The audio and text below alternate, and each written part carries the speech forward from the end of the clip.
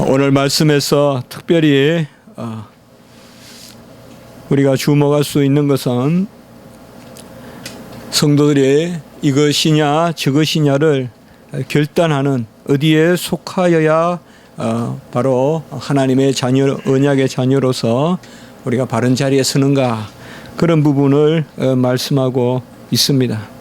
시편은 제1편에서 악인들의 꾀와 죄인들의 자리에, 또 오만한 자들의 자리에 빠지거나 서지 말라라고 경종을 올리면서 시편이 시작되고 있습니다. 악인들과 죄인들과 오만한 자들은 어떤 외해적인 그런 사람이라기보다 이 세상에 일상적으로 우리가 만날 수 있는 그러한 사람들의 꾀에 빠지지 말고 그 자리에 서지 않는 자가 복이 있다. 그래서 주야로 율법을 묵상하고 또 그 율법을 즐거워하는 그 자가 바로 복이 있다라고 이렇게 말하고 있습니다. 우리가 낮에 놀다가 아이들이 다 소꿉친구들이 놀다가 이제 해그름해서, 요새야 뭐 그런 어떤 모습을 그리기가 참 만만찮지만 그래도 요새 놀이터에 아이들 보면 놀다가 보면 이제 집에 돌아가잖아요. 사실상 우리가 놀 때는 다 흙에 또 손에 흙을 묻히고 이렇게 다 하나 같지만은 집에 돌아갈 때 이제 그 자리라는 게 인식이 되죠. 어느 곳에 소속, 어느 집에 속하고 어디에 살고. 그래서 시편에서 말하는 이 복이라는 개념은, 전에도 말씀드렸지만 이 토브라는 개념은 사실상 그저 세속적으로 베풀어 주는 것이 아니라 정의롭고 올바른 그 자리에서 하나님의 사랑을 받는 것. 그래서 의로운 가운데 긍휼을 입는 것. 이것이 바로 토브, 복이다. 이 선하다는 말과 이 복이라는 말은 그래서 함께 사용되는 것을 볼 수가 있습니다. 우리 주님께서 팔복에서 8가지 복을 말씀하실 때 우리는 어떤 소유의 어떤 그런 복이라기보다 달리 말하면 사람들은 갈팡질팡하는 거예요. 주님 오시기 전에 어떻게 살아야 될지 참 모호한 거예요. 예언도 거치고 또 뭐 한쪽에서는 바리새인들이, 한쪽에서는 사두개인들이, 또 율법사들이, 또 한쪽에서는 어떤 당들이 있고 혁명의 기운이 있고 참 혼란한 시대예요. 이럴 때 우리 주님께서 팔복을 말씀하신 것은 바로 결단을 요구하신 거예요. 너희들이 이 자리에 서는 것이 맞다. 시편 1편에 복 있는 자 그 선포와 저는 항상 자주 생각하는데요. 이 팔복에 이 주님께서 바로 산상의 복음, 산상의 보훈을 전하시는 이 서두의 팔복의 팡파레가 바로 결단을 요구하는 거거든요. 모호한 거예요. 우리도 일상의 삶을 살다 보면 뭐가 복된 것인지. 그러나 주님은 입을 열어 가라사대 심령이 가난한 자는 복이 있다라고 이렇게 아주 정말 획기적인 말씀을 하는 거죠. 심령이 가난한 자는 복이 있다. 애통하는 자는 복이 있다. 온유한 자는 복이 있다. 의에 줄이고 목마른 자는 복이 있다. 어떻게 보면 다 고정관념을 깨는 거예요. 세상에서는 이렇게 말하지 않거든요. 심령이 가난한 자는 복이 있다라고 하지 않죠. 안분자족하는 자는 복이 있다든지, 아니면 뭐 마음에 풍족함이 있는 자는 복이 있을진저, 뭐 이런 것이 세상의 윤리 텐데요. 최대 다수의 최대 행복, 뭐 이런 것을 말하는 거. 공리주의, 요새 뭐 정의란 무엇인가 해서 말하지만은 결국 다 공리주의 아니에요. 뭐 공리라는 말은 어떤 실용을 좀 이렇게 좋게 썼을 뿐이지 결국에는 보면 편하자는 거 아니에요. 편한 것을 나누어서 편하자는 거 아니에요. 같이.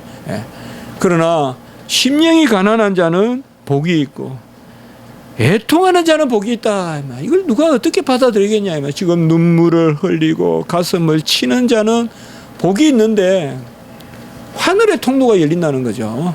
하늘의 위로를 받을 것이며, 그 세상에서 즐거워하고 하는 하나님과 단절된 것이 아니라, 요새 우리가 시편을 나누면서 자주 그렇게 말씀을 하잖아요. 우리 주일 예배 때도 오히려 재물이 있고 먹고 살만하니까 부모들이 자녀에게 축복하지 않더라.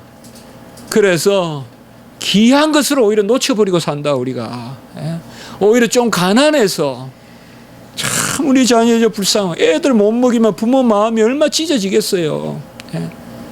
그 애통이란 말이에요. 그럴 때 애통하면서 기도하면 하늘의 위로가 있고 그게 정말 큰 복이라는 것이죠.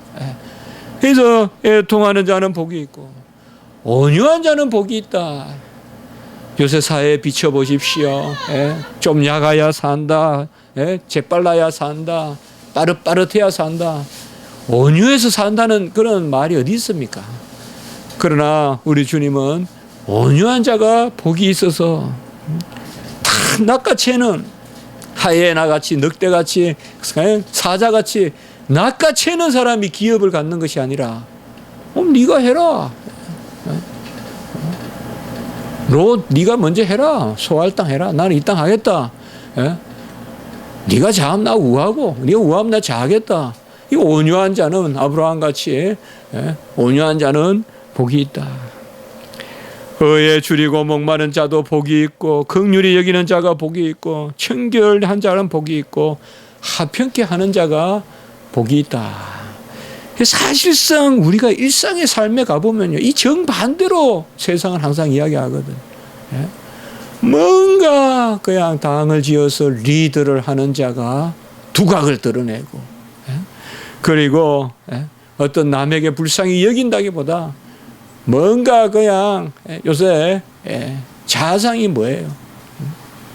뭐 저는 뭐 드라마 같은 거야 안 보지만 대부분 거의 남자들이 보면 뭐야? 다 음악하고 말이죠. 기업을 뭐 젊은 사람들이 운영하고, 그 다 주로 다 상속 받아서 하고, 그러면서 아주 그냥 내년알이고, 거기에 무슨 또 이제 또 자매가 하나 있어가지고 또 뭐 신데렐라 같이 나타나고 뭐 그런 것이 많잖아요. 그러니까 뭔가 남자는 다 막 그래 이제 탁탁탁 자르고 뭐 그런 이미지가 많잖아요.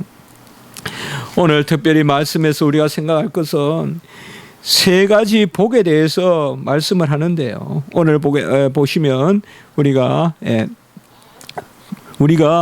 22절에서부터 세 번 오늘 말씀에서 특별히 우리가 주목할 것이 이 에베드라는 그 종이라는 개념이 나오거든요.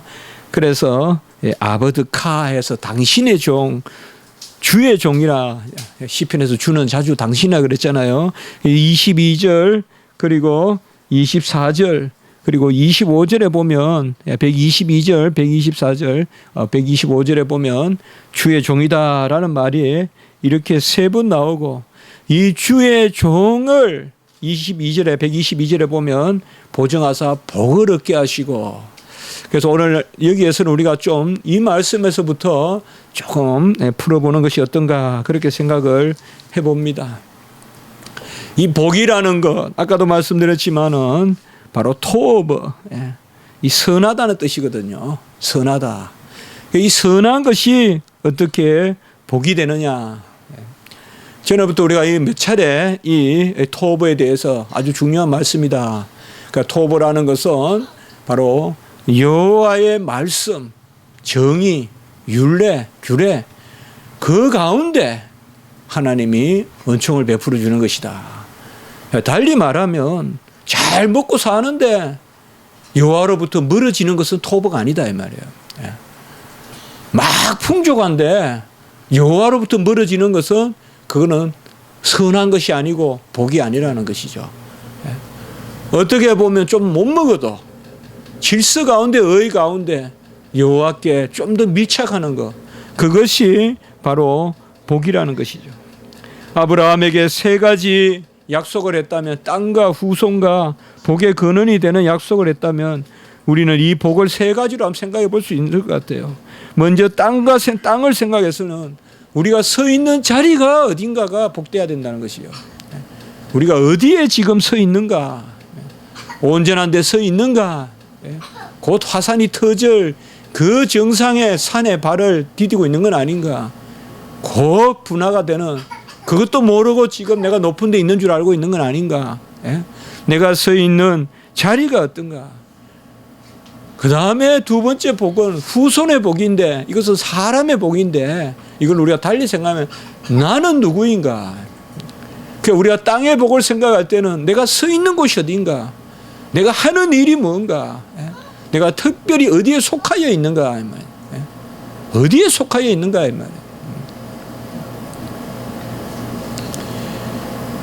두 번째는 나는 누구인가, 나는 누구인가. 그리고 세 번째는 바로 복의 근원이 되는 것은 우리가 무엇으로 사는가. 오늘 이 세 가지 중에 특별히 금방 말씀을 드려주신 나는 누구인가, 이것으로부터 문제가 풀려가는데, 나는 누구이냐, 주의 종이다, 당신의 종이다. 이것을 세 번 그렇게 이야기했습니다. 난 당신의 종이다.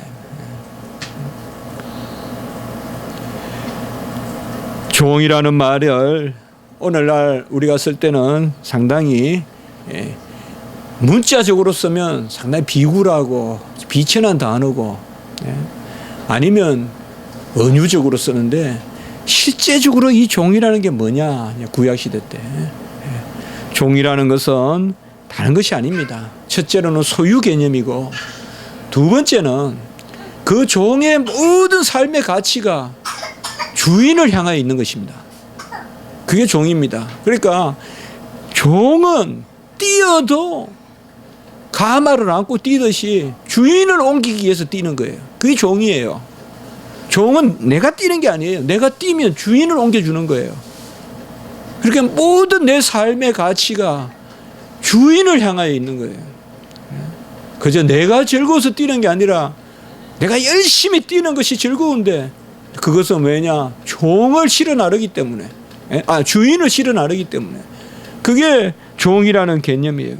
그리고 종이라는 개념에서 중요한 것이 바로 오늘 122절에 세 번째는 제가 말씀했어요. 첫 번째는 종은 소유다, 이 말, 내 것이다, 이 말이에요. 종은 종의 것이 아니라는 거예요. 두 번째는 종은 모든 삶이 주인을 향한 것이 되고, 주인을 위한 것이 내 삶의 가치관이 되는 거예요. 이게 종이에요. 그래서 옛날에는 순장이니 이렇게 많이 하잖아요. 우리나라도 몇 달 전인가 제가 어디 뉴스에 보니까 순장을 했던 흔적이 있더라고요. porque 우리나라에도요. 옛날 그 통일 신라 시대 때인가 그때 귀족이 죽었는데 같이 묻었다는 거죠. 남자를, 귀족 딸이 죽었는데 남자를 묻은 거예요.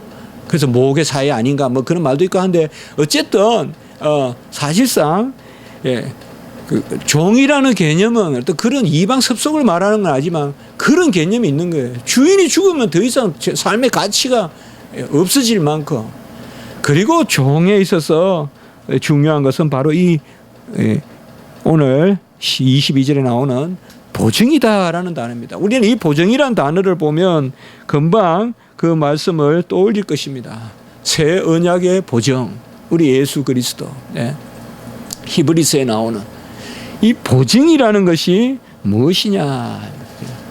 이 보증이라는 것은 상당히 이 상술의 상행위 할 때 단어입니다. 돈을 주고받고 집을 사고 팔고, 우리도 사실 신원 보증이란 말도 있지만 요새 신원 보증은 요새 잘 없잖아요. 우리 젊은이들 잘 알지 모르겠어요. 신원을 보증하는 거죠. 저 사람 사상도 괜찮고 저 사람 괜찮다. 근데 요새는 거의 추천서쯤 되겠죠. 요새는 주로 경제적인 보증이 많죠. 그러나 이때도 보면 이 보증이란 개념은 사실상 상행위에 관계되지만은, 특별히 성경에서 사용되는 보증이란 단어는 언약의 개념이에요. 이 상행위도 아니고 어떤 신원 보증도 아니고 하나님 앞에 우리가 보증되는 거예요. 하나님의 자녀로 인치는 것이고, 그것이 바로 종이고 주인의 관계다 이 말이에요. 주인은 종을 인침으로 보증이 되신다 이 말이에요. 보증이 되신다. 그래서 주의 종을 보증하사 복을 얻게 하시고라는 말은 바로 주의 종을, 이 종은 주님께 하나님께 속한 것이고 하나님을 위해 살아야 되는 존재고, 그리고 하나님이 보증을 서시는, 결국은 하나님이 보증을 서시는 성취가 하나님이 아들을 보내셔서 새 언약의 보증, 앵구어스, 보증이 되게 하셨잖아요. 새 언약의 보증이 되게 하셨다 이 말이죠. 그 보증이란 단어로 사용이 됩니다. 그래서 보증이 되사 복을 얻게 하시고, 그러니까 바로 여호와께서 보증이 되시는데, 사실상 이제 이런 말들이 우리가 보면 구약에 이미 삼일체가 들어있다는 거예요. 사실상 조금만 깊게 읽으면요, 보증이나 이런 것은 중간의 입장이거든요. 그렇잖아요. 자, 한번 보세요. 저와 우리 빚남아 있다 이러면 보증이란 말이 없잖아요. 그냥 당사자잖아요. 그런데 하나님 한 분 계시고, 지금 시편 기자가 있는데 하나님께 보증이 돼 주십사라고 하는 것은 벌써 하나님이 성부도 되시고 성자도 되신다는 거예요. 그래서 이 보증이라는 단어는 상당히 중요해요. 언약에서 보증이라는 단어가 아주 중요합니다. 이 앵구어스라는 단어, 라틴은 우리 피그누스라고 하는데, 이 보증이라는 단어가 상당히 중요하다. 그래서 바로 주께서 보증이 되는데, 주께서 보증이 돼서 교만한 자들이 나를 박해하지 못하게 하소서. 자, 여기에 이제 우리가 두 구절이 있었다 했잖아요. 율법이나 규례나 이런 말씀이 전혀 나오지 않는 구절이, 이 구절이 그 중에 하나입니다. 여기에는 율법, 규례 뭐 이런 말 전혀 안 나옵니다. 바로 주의 종을 보증하사 복, 토브, 선입니다. 우리는 복이라 그러면 선을 떠올려야 돼요. 복이라 그러면 어떤 세상에서 그냥 향락적이고 채워지고 배부르고 높아지고, 그게 아닙니다. 선해지는 것입니다. 선해지는 거예요.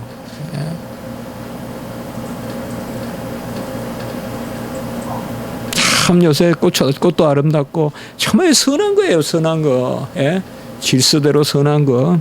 복을 얻게 하시는데, 이러한 주의 종을 이제 124절에 우리가 주의 종이 나오는 말씀을 쫓아가 보면, 인자하심대로 주의 종에게 행하시고, 인자는 헤세드죠. 주의 율례를 가르치소서. 전형적인 표현이에요. 헤세드와 율례가 같이 나오잖아요. 호크, 율례라는 말은 토라라는 말보다 좀 더 적용되는 율법, 좀 더 실제 시행령 같은 거. 여기에 우리가 이런 것에서 우리는 토벌을 찾아볼 수 있다고요. 복을 찾아볼 수 있다. 뭐냐? 주의 인자하심, 헤세드, 주님의 무조건 베푸시는 사랑을 베푸시되 율례를 가르치소서.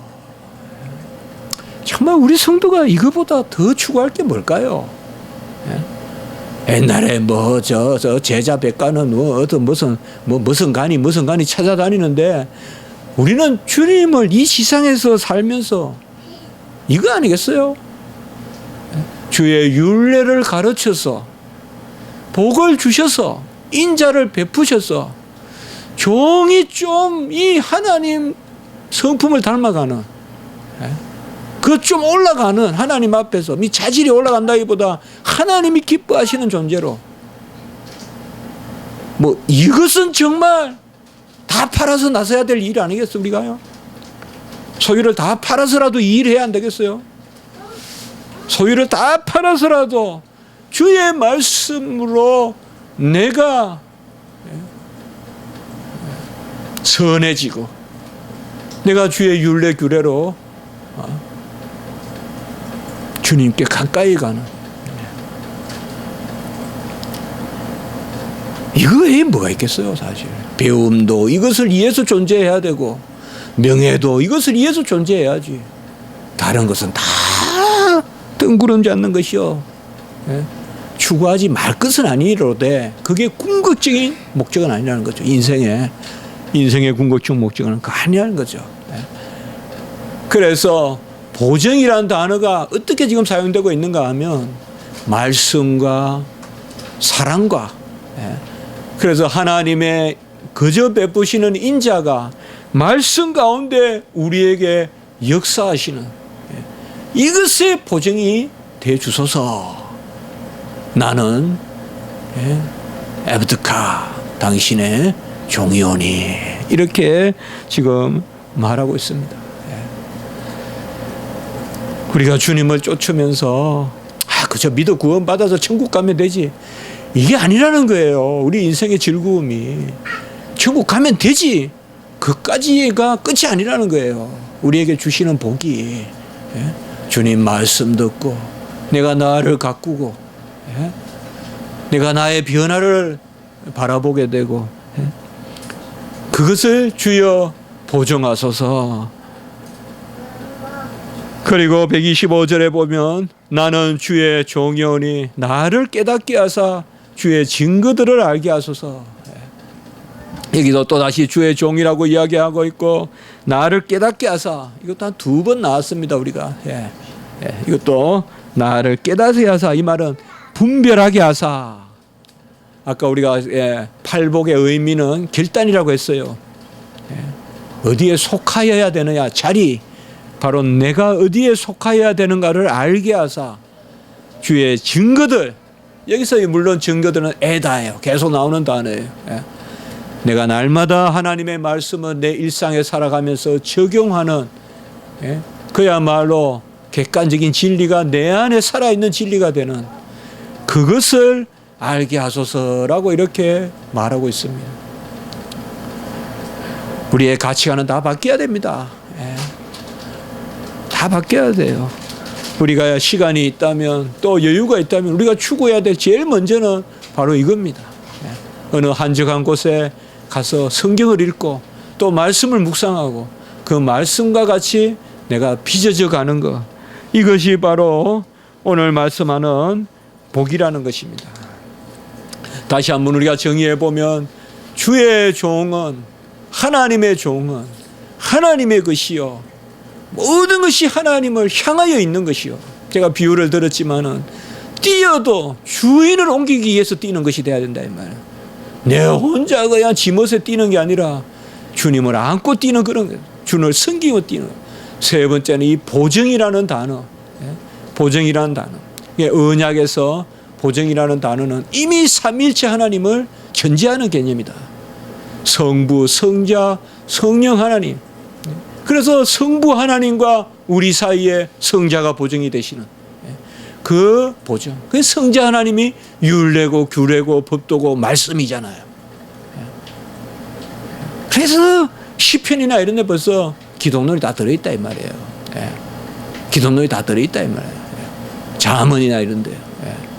이 시가서의 기독론이, 우리 선지서나 이런 데는 예언이 되어 있지만은 시가서나 이런 데는, 아가서나 이런 거 우리가 버나드나 이런 분이 설교했지만은 대서가 아니라 그분 자체를 전하고 있다는 거죠. 이게 심오한 거죠.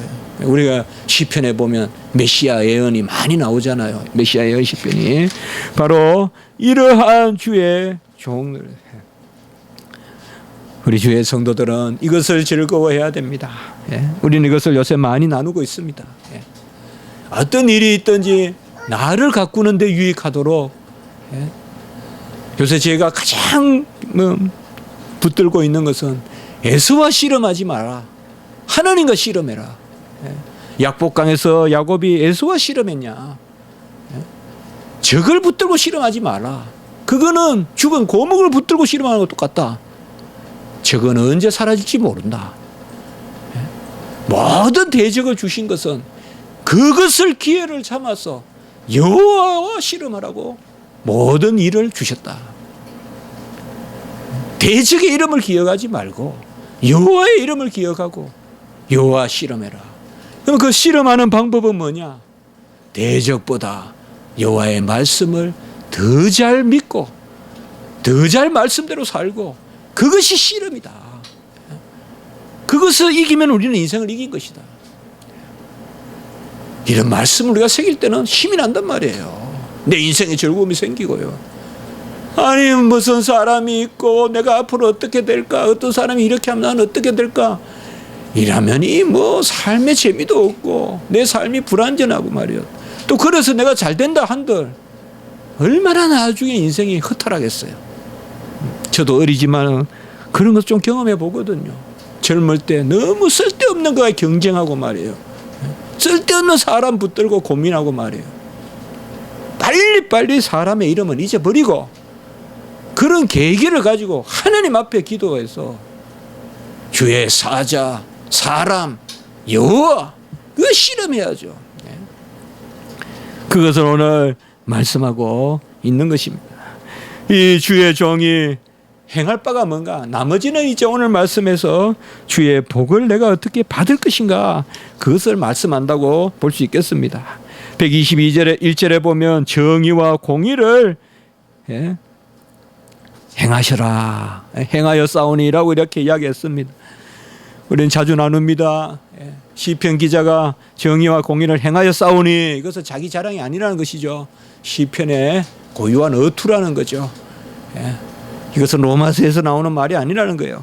바로 공로를 내세우는 것이 아니라 내가 주님의 은혜로 자녀로 주의 정의와 공의를 행하여 싸우니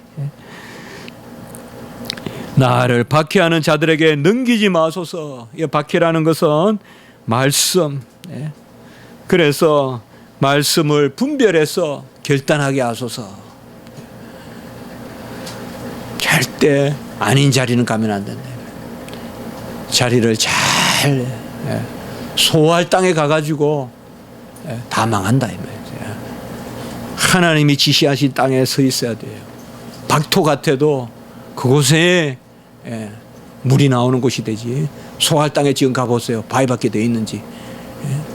그쪽이 그때는 기름졌지만은 하나님은 이미 다 바라보시고, 가나안은 박토 같지만은 이삭이 가는 곳마다 물이 나왔다는 말이에요. 그 땅은 물이 안 나올 것 같다면은 가는 곳마다 물이 나왔다는 것이죠.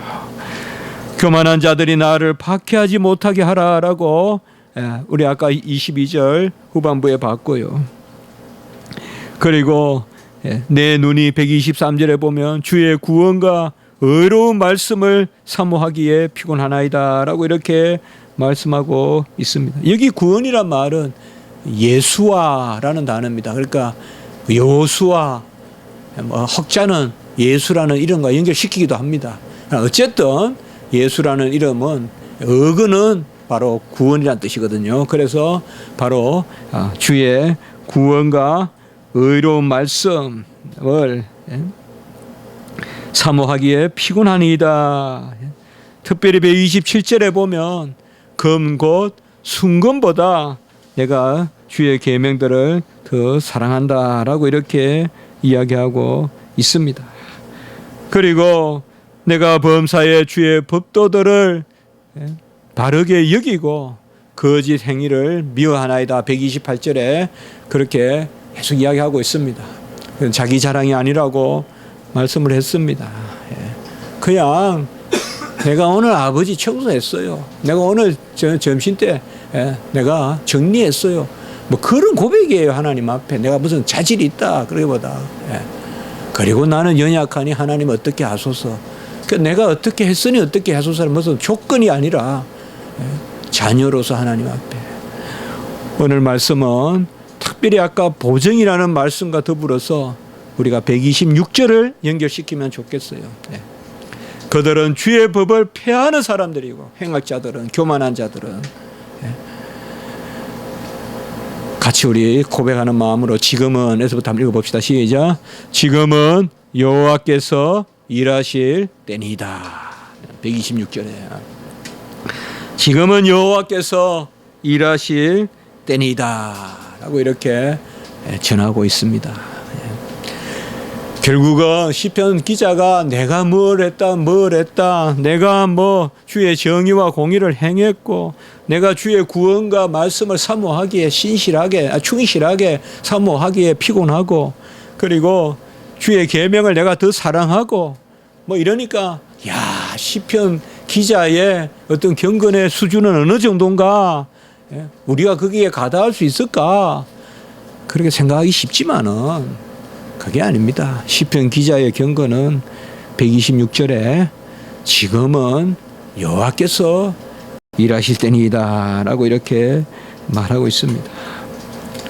주님께서 우리 안에 일하실 때입니다. 이게 신약 시대입니다. 이게 종말입니다.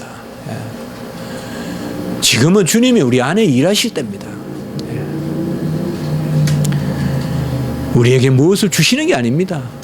우리 안에 일하심으로 주님의 일이 내 일이고 내 일이 주님의 일이 됩니다. 그게 바로 신약의 은혜 시대입니다. 그리고 그게 바로 종말입니다. 지금 우리가 종말을 살거든요. 종말은 다른 게 아닙니다. 주의 영이 우리 안에 임한 게 종말입니다. 주의 영이 우리 안에 임하고 마귀 사탄이 주의 영이 임한 사람이 대적지 못해요. 공중에서 유혹하다가 그냥 꼬꾸라져요. 그게 하나님 왕국이 임했다 하신 거예요, 이미. 우리 안에 임하는 것은. 지금은 주께서 일하실 때입니다. 제가 이번에 2단 거기 가서 계속 하는 말이지만은 교리는 반복해서, 말씀은 반복해서, 우리가 요한복음 1장 1절을 1000번 만번 읽는다고 실전 나겠습니까? 우리가 말씀을 시편 이런 걸 통해서 저도 많은 유익을 받아요. 참 역시 말씀이 계속 이렇게 시편 우리가 뭐 준할 게 뭐가 있어요. 계속 똑같은 말씀 같아도 저도 그런 생각했거든요. 뭐 이렇게 176절이나 써놨냐. 그게 전에 어떻게 시편 19편만 있으면 되지 왜 119편까지 있냐. 그런데 제가 보니까 역시 뭐 기도 뭐 그렇게 오래 할 필요는 뭐 있냐. 1분만 하면 되지 않은 말 똑같은 거예요. 기도에 어쩌로 우리가 말씀으로 자꾸 새기다 보면 그게 우리 삶의 버릇이 되고 새겨지고 버릇이 돼서 그런 사고방식을 갖게 되고 그래요. 어떤 어려움이 있고 사람한테 좀 우리가 당하고 치이더라도 그래 이런 기회에 나는 하나님과 씨름해야 돼. 저 사람에게 매여 있으면 안 돼 내가. 그런 마음으로 시편 기자와 같이 그게 바로 토브다 복이다. 하나님 앞에서 어쨌든 우리는 참 그런 것 같아요. 내가 무엇을 이렇게 세속적으로 이루려고 하면요 큰 소망이 없어요. 이상하게 하나님이 내 안에 역사하시고 내가 나를 가꾸어서 하나님이 보시기에 저도 정말 제가 좀 달라지면 좋겠거든요. 참 온유하고 누가 봐도 참 혈기도 안 부리고 이러면 얼마나 좋겠어요. 제 성격이 좀 그렇게 만들어 주시면 하나님 얼마나 좋겠어요. 그게 바로 우리가 토브다 이 말이죠. 그거를 우리가 추구해보고 하나님께는 그것이 바로 오늘 말씀입니다. 너는 내 것이라. 우리는 모든 삶의 주를 위해서 방향을 바로 정하고 그리고 보증. 이 보증이란 말 너무 중요하다 제가 말씀드렸어요. 신학에서 이 보증이란 말 정말 중요해요. 언약에서 이 언약의 보증이란 말이 삼위일체를 하고 하나님이 당사자면서 하나님이 보증이잖아요. 이런 것이 오늘 말씀에서 증거되고 있습니다. 힘을 얻고 우리가 자라가고 소망 갖고 이 세상에 많은 일들이 있더라도 그것에 너무 치이지 말고 그것을 넘어서서 내 자신을 가꾸는 그런 일들이 있기를 주님의 이름으로 축복해 봅니다. 한번 기도드리겠습니다. 거룩하고 자비로우신 하나님 아버지 은혜와 사랑을 진실로 감사합니다. 오늘 말씀을 통하여서 우리가 주의 종으로서 주님 앞에 마땅한 자리에 서 것이며 또 아버지여 주님께서 우리 자신이 누구인지 주의 종인지 또 우리 자신을 바라보게 하시고 그리고 우리가 무엇을 해야 될지 진정한 복이 무엇인지 그것을 잠시 우리에게 아버지와 주님 앞에 말씀을 들었습니다. 하나님 아버지 우리를 불쌍히 여겨주시고 언약의 자녀 하나님의 자녀 삼아 주셨사오니 주님의 은혜 가운데 우리를 인도하시고 은컨대 자녀로서 하나님 앞에 하나님을 즐겁게 아버지 하는 하나님이 우리를 즐거워하는 그러한 자리로 나아갈 수 있도록 인도하여 주시옵소서. 이 시간 이후에 우리가 아버지의 심령을 또한 아버지의 토하며 주님 앞에 기도하오니 주여 우리의 기도를 불쌍히 여겨 들어 주시옵소서. 구주 예수 그리스도 이름으로 감사하며 기도드리옵나이다. 아멘.